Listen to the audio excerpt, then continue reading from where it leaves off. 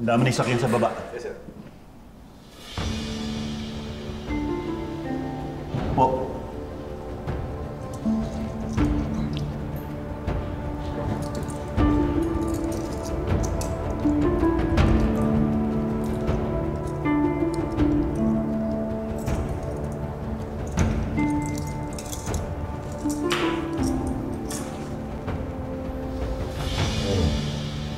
Bisita pala ako.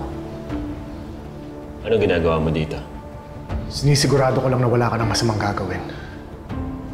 Gusto ko lang din malaman mo na ito na ang huling beses mo makikita ang labas ng kulungan. Dahil doon ka na mamamatay. Sir.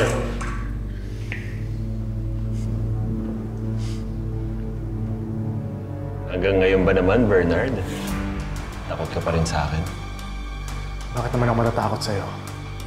Wala ka nang pwedeng gawin. Huwag ka magpapakasiguro. Nasa tabi-tabi lang ang karma. Sige, sir.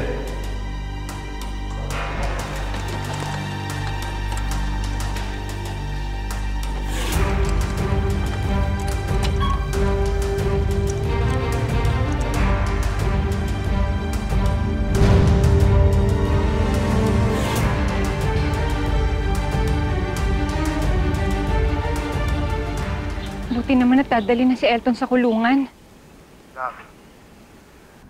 Huwag ka na mag-alala, okay?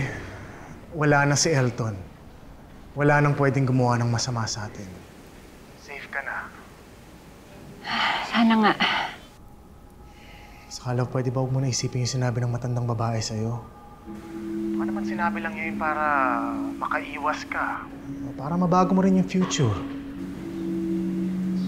Tama ka, love. Yan din sinabi ng matandang babae sa akin. Love, tayo naman na may hawak ng future natin eh. Nasa atin yun kung magiging mabuti ba o masama. Kaya huwag ka na mag-alala, okay? Okay. O, sige, love. Ingat ka, ha? Bye-bye. Sige, love.